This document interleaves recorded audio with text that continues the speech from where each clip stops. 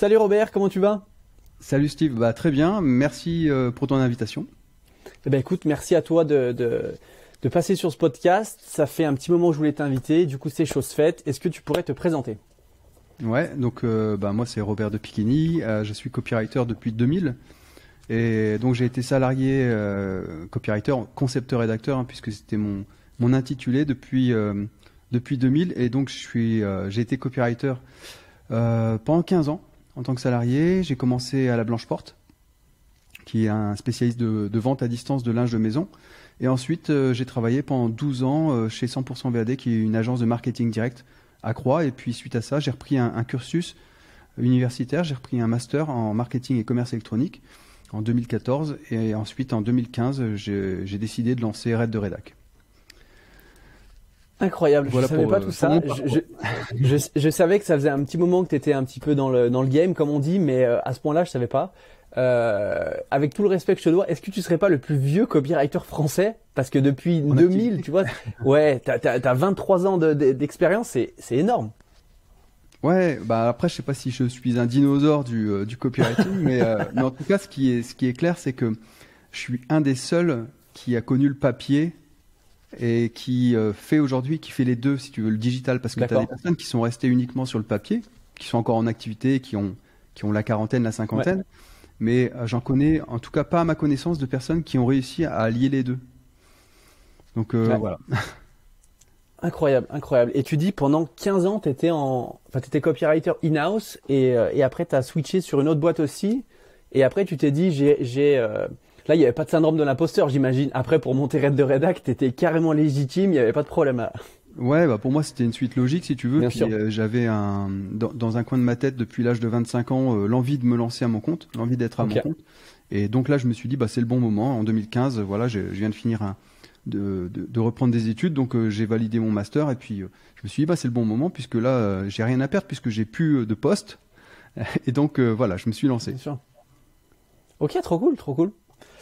Donc voilà, donc moi si je t'ai invité aujourd'hui, forcément c'est pour parler d'email marketing parce que c'est le sujet du podcast. Avec toi j'avais envie qu'on parle, enfin, t'as dû travailler pour des dizaines et des dizaines de clients et il y a une question qui revient souvent je trouve, c'est comment adapter on va dire sa plume à son client. Tu vois, tu peux travailler pour un e-commerçant qui a un ton différent, tu peux travailler pour un infopreneur qui a une façon de parler différente. Toi, t'es freelance, comment tu t'adaptes, on va dire, un petit peu à ton client? Comment tu fais en fait? C'est quoi ton process pour te mettre dans sa peau? Alors mon process, moi c'est déjà la phase de découverte qui est fondamentale. Donc premier point c'est de prendre le temps de rencontrer la personne, alors en visio ou en physique, hein, ça dépend. Mais en tout cas de prendre le temps de s'imprégner de qui elle est, de Ouais, sa personnalité, de son business. Alors, quand je dis personnalité, là, c'est plus propre aux infopreneurs, puisque tout repose sur une seule personne. Dans le cadre d'un e-commerçant, là, ça va être différent, puisque c'est plutôt l'ADN de la boîte. Quelle est son histoire, quelle est sa façon de communiquer jusqu'à maintenant. Et puis, ben, par rapport à ça, moi, je vais me greffer là-dessus pour ne pas apporter une rupture, mais être dans la continuité de la culture d'entreprise. ouais, c'est ça qui est délicat de reprendre justement ce qui a déjà été fait et d'y emmener encore plus loin et plus vite, plutôt que de remarquer qu'il y a une nouvelle personne qui écrit pour la boîte et que ça se ressent dans les contenus en fait. Alors après, c'est pas rédhibitoire dans le sens où on peut très bien trouver un alibi, j'ai envie de dire voilà, il y a quelqu'un qui vient de rejoindre l'équipe, ça va apporter de la fraîcheur, ça va apporter aussi quelque chose de nouveau. Alors le Ouais. nouveau, c'est un mot magique, hein, c'est Mm. un mot puissant hein, en marketing, et ce côté-là, ça peut être aussi un événement. Ça peut dire voilà, on a intégré quelqu'un qui va vous écrire régulièrement maintenant dans la newsletter, et ça peut être un rendez-vous qui vient et qui s'ajoute à ce qui existait déjà. Ouais, clairement. C'est quoi un peu toi ton process quand tu signes un nouveau client, tu fais ton onboarding, est-ce que tu enregistres le call pour ensuite après le réécouter, prendre des notes pour justement t'imprégner au maximum, c'est quoi ton process? Ouais, ça peut m'arriver de faire ça. Donc quand c'est comme ça, bah, forcément j'en avertis la personne, hein, bien entendu. Bien sûr. Et puis ça permet d'être plus libre, d'écouter vraiment ce qui se passe sans avoir à prendre des notes. Parce que tu vois, alors je sais pas si c'est propre à moi, mais en tout cas moi j'ai du mal à faire les deux, à être Moi aussi. un bon récepteur et un bon émetteur, tu vois. Donc moi, soit je suis un bon récepteur, mais un mauvais émetteur. Et quand tu enregistres comme ça, c'est une bonne façon de te concentrer uniquement sur le moment présent, sur l'interaction que tu as avec la personne en direct. Et puis, après, effectivement, tu peux très bien regarder l'enregistrement pour te prendre tes notes. Il y a des points importants qui ont été dits, peut-être que tu les as pas entendus tout de suite sur le moment. Donc, ouais, c'est une très bonne façon de faire ça. Ouais, et puis ça t'évite de te dire après le call, ah merde, putain, j'aurais dû lui demander ça, parce que là, tu sais que tu te concentres que sur le fait de poser des questions et d'aller gratter pour récupérer des petites informations intéressantes pour toi, tes contenus derrière, quoi. Ouais, tout à fait. Alors, ce que je fais aussi, c'est que je demande systématiquement les choses qui ont déjà été faites, les emails, les pages de vente, les argumentaires produits qui ont déjà été faits par la société, et pour voir, justement, pour comprendre, et puis pour m'imprégner du sujet, de la façon de parler, de la tonalité aussi. Et puis, des fois, quand c'est vraiment foireux, enfin, quand ça va pas du tout, là, je me permets de faire une refonte totale. Okay. Mais s'il y a déjà des bases qui sont bonnes, ça sert à rien de démonter le truc. Il faut simplement améliorer et proposer des rendez-vous plus réguliers, plus de récurrence. Parce que c'est aussi ça le problème avec la newsletter, c'est que comme ça prend beaucoup de temps, j'ai interrogé toutes les personnes, à chaque fois que je les interroge, l'argument qui revient systématiquement, mais vraiment, c'est j'ai pas le temps. J'ai pas le temps de m'en occuper. Je sais que c'est important de le faire, mais j'ai pas le temps. Non, c'est clair. Et du coup, toi, comment tu fais pour récupérer un petit peu cette verbatim, cette tonalité? Est-ce que tu je sais pas, hein, c'est un exemple, mais est-ce que tu te fais une petite checklist, et tu te dis, voilà, la tonalité, c'est comme ça, la verbatim, faut que je mette certains mots qui vont revenir souvent. Est-ce que l'angle, il prend souvent des angles comme ça, je peux le faire comme ça? Comment tu récupères toutes ces infos, et après, est-ce que tu les stockes dans un document pour ensuite les récupérer plus tard ou... Alors ça, je ne vais pas le stocker dans un document, mais par contre, ce que je vais faire, c'est que je vais déjà faire cette première phase exploratoire avec le client pour comprendre qui il est et quel est l'ADN de sa boîte. Et ensuite, ce que je fais aussi, c'est que je vais demander quel est votre client type, c'est qui votre persona. Bien sûr. Et souvent, les personnes pensent connaître sur le bout des doigts son persona, mais en fait, quand tu grattes un peu, tu t'aperçois qu'il y a plein de trucs encore à creuser. Donc ça, c'est aussi un atelier qu'on propose, nous, en complément. Et maintenant, on le fait même systématiquement, puisque ça nous facilite le travail derrière, c'est de faire ce travail de faire accoucher le client de quelque chose qui lui est tellement naturel, parce qu'il baigne dedans tout le temps, qu'il pense que c'est naturel pour tout le monde. Mais non, en fait. Et donc, en refaisant ce travail avec lui, on s'aperçoit qu'il y a plein de choses à découvrir sur son persona. Et pourquoi je te parle de ça? Parce que la tonalité que moi, je vais adopter dans ma façon d'écrire, ça va d'abord être fait pour le persona de mon client. C'est pas fait pour faire plaisir aux clients, quoi. C'est ça que je veux dire. C'est que tu as des clients qui vont dire ouais, mais là ta tournure de phrase est peut-être bizarre et tout, mais ou ce mot-là il est bizarre, mais si tu veux, c'est pas au client qu'il faut plaire, c'est à son client à lui, quoi. Donc voilà. C'est exactement ce que je dis toujours aux clients avec qui je travaille. On n'écrit pas, j'écris pas pour toi, j'écris pour tes clients, j'écris pour que ça leur plaise à eux, pas à toi. Donc c'est ça le plus important. Et c'est marrant ce que tu dis, que les personnes ne connaissent pas forcément leur avatar client sur le bout des doigts, parce que voilà, elles ont l'impression que elles le connaissent, elles savent. Ça fait des années que je travaille sur ce produit, sur ce projet, je sais très bien ce qu'il en est. Puis quand tu grattes, tu te rends compte que tu vois, ils connaissent pas forcément. Et moi, je suis comme toi, je propose toujours avant un atelier de vraiment, on va chercher les pain points, les désirs, qui est l'avatar, tout ça, ça permet vraiment de pouvoir derrière récupérer ça dans tes contenus et d'être beaucoup plus précis en fait. C'est un petit peu comme si tu tires à l'arc les yeux fermés, tu vas tirer à côté de la cible. Et c'est exactement pareil si tu connais pas ton avatar client, quoi.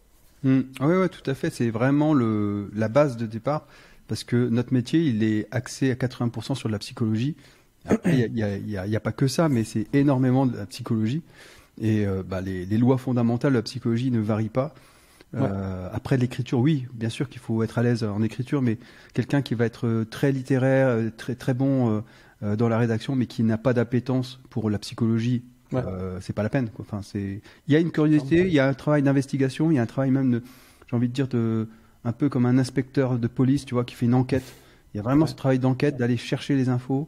Et puis après, il y a aussi une grande part d'imagination, parce que souvent, on projette soi-même en tant que copywriter tiens, ben, j'ai compris que l'avatar, donc c'est Madame Michu, qu'elle est plutôt comme ça, qu'elle a plutôt tel âge, elle vit dans tel endroit. Et des fois, on projette aussi. Mais c'est ça qui est bien aussi, c'est parce qu'on n'a pas la vérité absolue. Et ça, en fait, ce réglage, on peut l'opérer à chaque fois qu'on écrit quelque chose. La fois d'après, ben, on corrige si on voit que ça n'a pas marché, quoi. En fait, c'est hypothèse, validation. Hypothèse, validation. Et c'est comme ça que tu itères un petit peu pour aller plus loin et apprendre à connaître ton avatar. C'est marrant ce que tu dis parce que je discutais avec un copywriter, Tristan, la dernière fois, et on parlait du travail de recherche. Justement, j'ai enregistré un épisode de podcast sur le travail de recherche. Et il me dit, c'était trop bien, ça m'a vraiment ouvert un petit peu les yeux sur tout ça. Et il dit, en fait, on n'est pas des copywriters, on est des copy searchers. En fait, avant d'écrire, on doit chercher.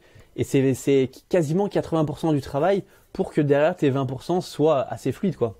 Ah oui, oui, complètement. Le travail de recherche, il est fondamental. Vraiment, c'est la base. Et après, oui, il y a la rédaction, mais ce travail de recherche, il est vraiment ultra important.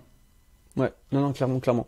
Et du coup, pour revenir un petit peu sur ce qu'on disait, sur tout ce qui est tonalité, style et tout ça, comment tu identifies un peu les styles, la tonalité? Est-ce que tu dis, bah lui, il a un style plus comme ça, plus comme ça? C'est quoi les différents styles? Comment les identifier? Alors ça rejoint la manière, la posture de l'entreprise. Alors si je parle d'un e-commerçant, le vouvoiement, c'est quasiment systématique, par exemple. Contrairement au monde de l'infopreneuriat où là on tutoie beaucoup plus facilement. Et puis après, il y a est-ce qu'on est proche ou est-ce qu'on est proche, connivence, mais on n'est pas pote non plus. Donc ça, ça va être en interrogeant l'équipe aussi, l'équipe marketing par exemple, de savoir est-ce que vous êtes dans une tonalité de connivence, est-ce que vous êtes jusqu'à quel point vous êtes prêt à aller dans la proximité. Il faut être proche, mais il ne faut pas être envahissant. Il ne faut pas être non plus dépasser, on va dire, les bornes et puis empiéter sur j'ai envie de dire, l'espace vital. C'est un peu comme si tu rencontres quelqu'un la première fois puis que tu es à 2 cm de lui, tu vois. Ça va être gênant. Donc là, en copywriting, on n'est pas là proche en physique, mais l'écriture traduit beaucoup de choses. Donc, pour établir le bon calibrage, le bon réglage de proximité, ça c'est en parlant avec les équipes. Équipe marketing, responsable communication, et éventuellement aussi l'équipe de vente s'il y a des commerciaux. Voilà, c'est ce travail-là. Après, avec un infopreneur, c'est beaucoup plus simple, puisque un infopreneur, très souvent, tout son business repose sur ses seules épaules. C'est lui qui incarne vraiment la marque. Et là, ça va être le tutoiement. Après, c'est du réglage. Est-ce qu'on emploie des mots un peu de jargon? Est-ce qu'on emploie des mots du langage familier? Bon, ça, c'est à voir si la personne est d'accord avec ça. Ouais, non, clairement. Et c'est vrai que c'est super important. Moi, je me suis fait avoir quand j'ai commencé forcément. Tu sais, tu dis, ok, c'est bon, tu pars dans ton délire, tu dis, allez, je prends ce ton, puis une fois que tu arrives, tu rends ton livrable, le client dit, bah écoute, j'avais une idée un peu différente, ça me plaît pas trop, blablabla, est-ce que tu veux pas retoucher? Puis une fois que tu commences à remettre les mains dedans, retoucher, c'est toujours un peu complexe. Donc vraiment faire le point, je pense, tu peux confirmer, mais pendant l'onboarding, vraiment poser toutes les questions, c'est-à-dire est-ce qu'on utilise, on peut dire ça, est-ce qu'on peut dire ça, est-ce qu'on dit ça au lieu de cela, tu vois, par exemple, c'est des petits détails, mais ça a de l'importance quand même pour les boîtes. Est-ce que je peux mettre un point d'interrogation, un point d'exclamation, ou c'est un petit peu trop? Est-ce que je peux faire des phrases courtes, des phrases longues? Enfin, faut vraiment cadrer la mission avant de partir, quoi. Ouais, et puis après, ce qui est possible de faire, c'est de proposer un extrait, plutôt que de tout rédiger et de partir bien en tête. C'est de dire, voilà, j'ai rédigé déjà la première partie du mail, est-ce que c'est dans ce qu'on s'est dit? Est-ce que c'est bien dans l'esprit de ce que tu m'as expliqué? Et voilà, ça te permet de recadrer s'il faut tout de suite. Ouais, non, c'est clair. Non, c'est super important parce que c'est vraiment, encore une fois, la base. Et comme notre métier repose un petit peu sur le feedback du client, si c'est pas adapté à ce qu'il veut, après c'est complexe. Après, encore une fois, ce qu'il veut et ce qu'il a besoin, c'est encore différent. On est d'accord. Mais oui, tout à fait. Hein. Là, c'est lui vendre ce qu'il veut et lui délivrer ce dont il a besoin. Voilà, c'est toujours pareil. Et du coup, toi, est-ce que c'est quoi les erreurs les plus courantes que tu remarques avec tes élèves sur le fait d'écrire? C'est quoi les erreurs les plus courantes quand tu écris pour un client en fait? Qu'est-ce qu'il faut faire vraiment vraiment attention? Alors, il y a des choses, par exemple, moi, la première qui me vient en tête, c'est de ne pas mettre tout de suite en avant les bénéfices. Alors, la notion de bénéfice, en copywriting, comme en vente, hein, comme dans tout ce qui est activité de vente, c'est primordial parce que les gens se fichent de nous, hein, de notre solution, ils n'en ont rien à carrer, excuse-moi l'expression. Mais par contre, si on leur parle d'eux, là, ça les intéresse. Et donc, le fait de parler d'eux tout de suite, de les accrocher par l'accroche, ça porte bien son nom, en donnant du bénéfice, eh ben, c'est là où on va les intéresser et de leur donner envie de lire la suite. Et souvent, moi, les erreurs que je vois, c'est de ne pas mettre assez de bénéfices tout de suite et de partir tout de suite sur sa solution. Ça, c'est clairement une erreur. Voilà, c'est vraiment l'erreur numéro 1. Bien sûr. Est-ce que tu en aurais d'autres? Après, oui, il y en a d'autres. Alors, tu parlais de phrases courtes, de phrases longues.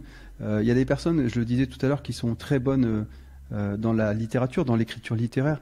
Mais le copywriting, c'est pas de l'écriture littéraire. Le copywriting, c'est de la psychologie de vente avant tout.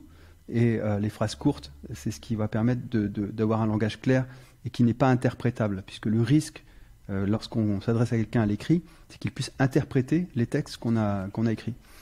Donc l'erreur que je vais pouvoir identifier en deuxième, c'est d'utiliser des mots qui ont des doubles sens. Ouais. Tu vois, quand tu dis par exemple, voilà la dernière solution, le dernier shampoing, bah ça peut vouloir dire le dernier, ça veut dire qu'il n'y en aura plus derrière, plutôt que de dire le nouveau shampoing. Alors que le nouveau, il n'y a pas d'interprétation possible. Puis en plus de ça, c'est le deuxième effet qui se coule, c'est qu'il y a un mot qu'on appelle un mot magique, qui est le mot nouveau. Alors il y en a plusieurs, hein, des mots magiques. Il y a gratuit, nouveau, pour vous, inédit. Voilà, il y a toute une liste comme ça de mots qui font tilt instantanément et qui sont perçus comme du bénéfice par la personne qui va nous lire. Donc ça serait l'erreur numéro 2, d'utiliser des mots qui prêtent à interprétation. Ouais. Et puis, tu veux un troisième ou... Ouais, si t'en as, faut en donner. Hein. Ouais. Les erreurs, ça va être... alors, je l'ai dit par rapport aux bénéfices. Également de mettre plus de je plutôt que du vous. Ouais. Je l'ai dit, on est tous nombrilistes. La cible, la personne qui va nous lire, elle est nombriliste elle aussi. Elle s'intéresse à ce que elle peut retirer de ce qu'on écrit. Et donc de remplacer le nombre de je par des vous et des tu, si on tutoie. Ça, c'est pareil. Hein, on peut faire le compte après, à la fin, de compter le nombre de je et le nombre de vous. Il faut systématiquement qu'il y ait plus de de vous et de tu que de je. Ouais, c'est clair. Très intéressant. Un quatrième, comme ça, là? Alors, un quatrième, comme ça, l'erreur que je vais pouvoir aussi identifier, c'est un copywriter qui n'a pas pris le temps de faire ce travail en amont de recherche et qui s'est lancé directement dans la rédaction en se disant, moi, ça, c'est quelque chose que je ressens, que je sens bien. Et en marketing, tout se teste en marketing direct. C'est ça qui est chouette, c'est que tout se teste. Donc, des fois, il y a des personnes qui disent, ouais, ça, je le sens bien. On s'en fiche de le sentir bien, c'est qu'il faut tester si ça répond. Donc de faire des split tests, de faire des choses qui vont pouvoir être crédibles et mesurables, quantifiables. C'est ça qui va être vraiment la valeur étalon, et il faut se baser là-dessus. Et donc de faire quelque chose bien en tête en disant ça me plaît, ça me parle, etc. Ça va pas. C'est pas le prioritaire. Si ça nous plaît quand on écrit, c'est la cerise sur le gâteau, mais avant tout, il faut penser efficacité. On n'est pas là pour faire de l'esthétique. D'ailleurs, en copywriting, il y a aussi une petite règle qui dit que plus c'est moche, plus ça vend. Donc une page de vente qui est très moche visuellement, mais qui est très bien écrite, souvent, elle vendra mieux qu'une page de vente très esthétique, mais qui est creuse. Non, c'est clair. C'est marrant ce que tu dis par rapport à ça, parce que je pense vraiment que c'est la data, en fait, c'est la donnée qui va dire qui a raison. Tu vois, c'est ton client, il peut avoir un avis, toi un autre. Et ben si vous n'êtes pas d'accord, et ben faut A/B tester ça et on verra qui a raison finalement. Et c'est ce qui m'est arrivé là. C'est l'année passée déjà. J'avais un client e-commerçant qui avait une séquence de bienvenue toute designée, très très lourde, très comme on aime bien. Tu vois, c'est un sapin de Noël, ça sonne dans tous les sens. Et du coup, moi, c'est pas du tout ma façon de faire les choses, que je pense que pour créer une relation de confiance, c'est beaucoup plus pertinent d'écrire des mails très conversationnels, très humains.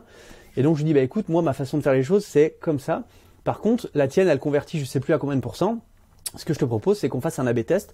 Donc, moi, je vais écrire ma séquence avec, je vais retirer les 3/4 du design, pour que justement les personnes qui reçoivent ce mail se disent putain, c'est qui envoie un email aussi sobre, aussi je sais pas, ça peut être un email des impôts, ça peut être un email de ta mère, ton père, tu vois, et je sais pas combien on a fait de pourcents, je crois 15% de plus en conversion, tu vois, sur une séquence de bienvenue, parce que encore une fois, c'était sobre et l'objectif principal, encore une fois, c'est de convertir, c'est pas que l'email soit beau, tu vois. Donc c'est intéressant ce que tu viens de dire parce que le côté conversation, on observe qu'entre conversation et conversion, il y a que 2 lettres qui changent.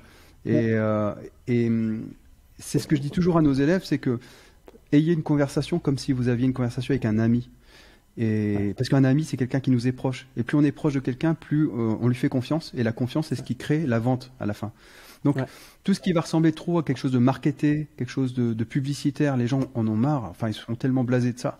Alors que si tu fais quelque chose comme tu viens d'expliquer, qui est en rupture de ça et qui ressemble plus à un mail qu'on peut envoyer à un ami, ça marche mieux dans le sens où il y a une proximité qui est plus vraisemblable. Et d'ailleurs, on le voit, hein, quand on écrit un mail à un pote, on va pas commencer à lui mettre des images, des fioritures, des choses comme ça. Non, on écrit quelque chose de très simple. Bien sûr. Et puis on écrit pour atteindre notre objectif, c'est-à-dire la conversion, ou encore une fois éduquer, apporter quelque chose. Mais après dans ce cas-là, dans l'e-commerce, pardon, moi je pense que si tu mets trop de choses sur ton email, trop de couleurs, trop de machin, en fait ça distrait la personne de une, et de deux, elle sait très bien que tu vas lui vendre quelque chose parce qu'encore une fois ça sonne dans tous les sens. Après, je suis conscient qu'il y a certaines marques qui veulent pas forcément le faire. Je sais pas si toi tu as eu l'occasion de travailler avec des grosses marques qui ne voulaient pas forcément faire du copywriting dans leurs emails, mais qui étaient plus branchés design. Donc c'est un petit peu délicat, quoi. Ouais, il y a beaucoup de marques comme ça qui ne sont pas prêtes justement à se départir du côté visuel. Ça, je trouve que, à mon sens, c'est une erreur. Pourquoi c'est une erreur? Parce que on peut dire de faire les deux.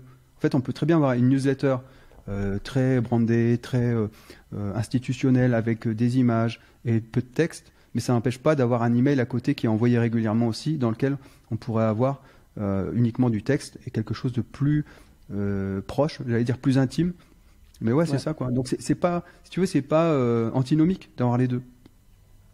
Bien sûr, ouais, tu peux faire la moitié, enfin tu peux faire moitié-moitié ou 80-20. Moi j'aime bien dire que je crée des emails hybrides, c'est-à-dire 80% texte et 20% design/image, tu vois, pour que encore une fois tu aies l'impression que c'est une personne qui l'a envoyé et t'as pas l'impression que c'est passé par le département marketing pendant une semaine, ils ont retravaillé ça, tu vois, t'as l'impression que c'est le mec, il a tapé son email, il l'a envoyé direct, quoi.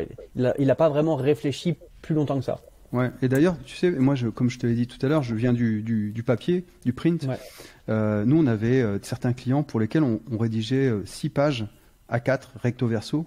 C'était que du texte, donc de la frappe machine, tu sais, la typo frappe machine, avec des enrichissements. Ce qu'on appelle des enrichissements, c'était des manuscrits dans la marge ou des annotations qui étaient faites avec une typo qui faisait encre, comme si c'était à la main. Et ça, du coup, on voit que finalement, c'est le côté épistolaire, le côté lettre qui est assez longue, c'est quelque chose qui a toujours fonctionné.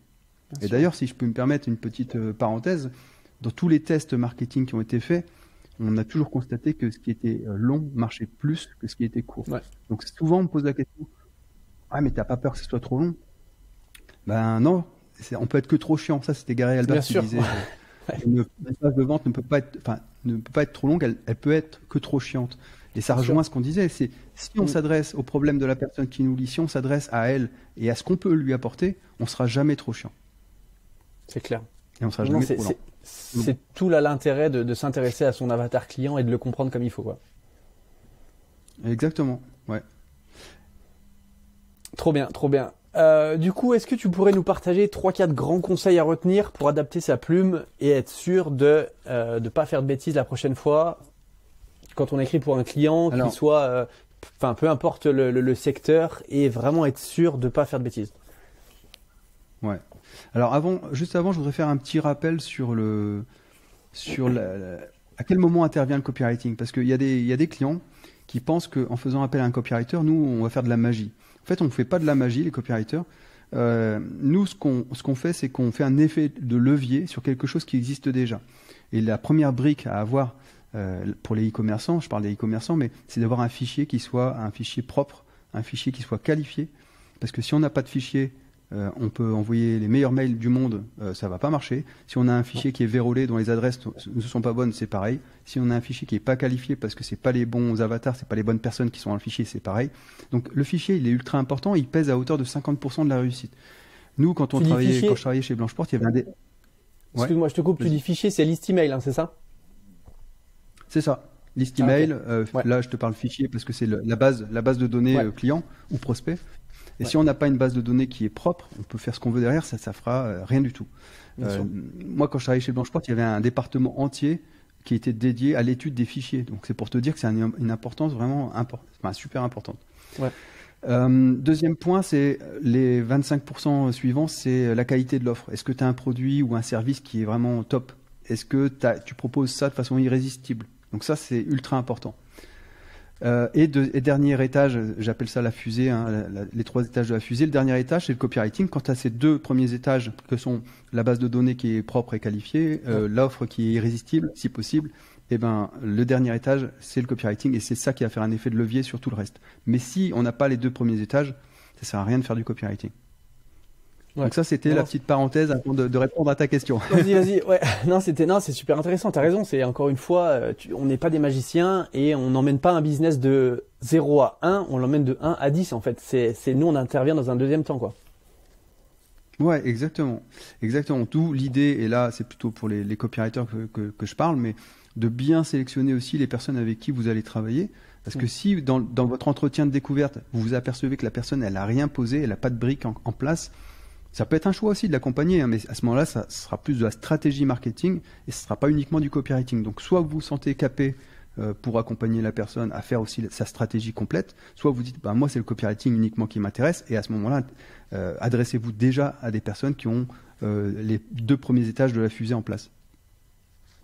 Excellent. J'aime bien la métaphore. Après, je vais répondre à ta question. Donc, tu m'avais demandé 3 conseils Ouais. pour écrire. Pour être sûr de bien se mettre dans la peau de son client et de sûr de pas, j'ai pas envie de dire de faire de bêtises parce que c'est pas une bêtise, mais de pas mal partir si tu veux. Alors, déjà, de faire vérifier régulièrement par des allers-retours, hein, comme on l'a dit tout à l'heure, Ouais. pour pas se lancer bien en tête dans la rédaction d'un long contenu, pour s'apercevoir qu'à la fin, on était complètement hors sujet. Ouais. Et donc, de valider avec des étapes intermédiaires par le client qu'on est bien dans le vrai. Donc ça, c'est première chose. Deuxième chose, alors là, c'est plutôt une technique qui est propre à l'écriture en copywriting en général. C'est un conseil que je donne à tous nos élèves qui a l'air tout bête, mais c'est un des meilleurs conseils qu'on puisse donner. C'est de toujours relire à haute voix ce qu'on fait. Pourquoi? Parce que en fait, quand on lit à haute voix, on va entendre les répétitions, on va entendre les lourdeurs, on va entendre que certains passages qui ne s'enchaînent pas bien. Or, en copywriting, on doit faciliter la lecture, on doit faire en sorte que la lecture de notre texte ne soit pas un effort pour le client final, hein, je parle, l'acheteur. Et donc, pour faire ça, de lire à haute voix, ça va aider énormément à fluidifier et à faire en sorte qu'on ait une lecture ultra facile. Donc là, c'est plutôt, tu vois, une technique qui s'adresse en général au copywriting. C'est pas tant sur le côté me mettre à la place de la personne et puis avoir la tonalité qui correspond vraiment au client. Il y a un point aussi qui est important, c'est d'écrire. Alors, moi, j'aime bien dire pour un enfant de 7 ans, ça n'a rien d'insultant pour le client final, mais c'est d'employer toujours des mots les plus simples possibles, qui ne soient pas interprétables, qui soient compréhensibles vraiment de tous. Souvent, quand on écrit et qu'on a un bon niveau d'écriture, on aime bien se faire plaisir. Mais comme on le disait tout à l'heure, c'est pas nous faire plaisir qui est important, c'est surtout l'efficacité des textes. Donc il ne faut pas essayer de faire des choses qui soient esthétisantes, y compris en termes de littérature. Il faut utiliser vraiment les mots les plus simples. Et entre 2 mots, si on hésite entre 2 mots, c'est systématiquement prendre le mot le plus simple des 2. Tendance aussi à rajouter des adverbes, des trucs un petit peu pour rendre le texte un peu plus puissant, mais en fait ça l'alourdit plus qu'autre chose. Donc finalement c'est pareil, ça les adverbes et choses comme ça, il faut tout supprimer quoi. Les adverbes, ça porte bien son nom, c'est ce qui aide les verbes. Donc si ça a besoin d'aider un verbe, ça veut dire que le verbe il n'est pas assez puissant. C'est vrai. Et donc de supprimer tous les adverbes, ça va effectivement alléger le texte et ça va donner plus de puissance aussi au verbe qui est utilisé. Donc d'utiliser des verbes puissants, des verbes qui font même appel à la PNL, donc qui vont faire appel par exemple au sens de la personne qui va lire. Que ce soit quelqu'un qui soit plus touché ou visuel, d'utiliser des mots ou des verbes qui font appel au sens, Là, on met la personne dans une représentation imaginaire et on sait très bien que quand on arrive à placer le lecteur dans une représentation imaginaire, c'est beaucoup plus puissant que d'essayer de lui parler avec des simples mots qui sont un peu vides de sens. Donc voilà, c'est vraiment les conseils que je peux donner en termes de copywriting par rapport à trois tips. Ouais, non, mais c'était top. C'était top. Ok, bah écoute, moi comme j'ai plus de questions et en tout cas c'était vraiment super de voir un petit peu comment toi tu t'organisais par rapport à tout ça. Je pense que ça va aider pas mal de personnes. Et puis voilà, où est-ce qu'on peut te retrouver si on souhaite suivre ton travail ou même s'inscrire à ta newsletter ou pourquoi pas rejoindre Red de Redac? Ouais, alors nous on a un site qui est www.red2redac.com. Redderedac.com, c'est là où tout est. Donc il y a la newsletter, il y a des lead magnets également, il y a des bonus. On peut même faire un quiz pour tester soi-même son niveau de persuasion à l'écrit. Trop bien. Puis il y a des articles de blog, il y a plein de choses à voir sur ce site. Donc voilà, je laisse les auditeurs aller faire un tour s'ils le souhaitent. Excellent. Ok, eh ben écoute Robert, merci beaucoup en tout cas et on se voit la prochaine fois. Eh ben, c'était un grand plaisir Steve, merci à toi. Merci beaucoup, allez, ciao ciao. Ciao, ciao.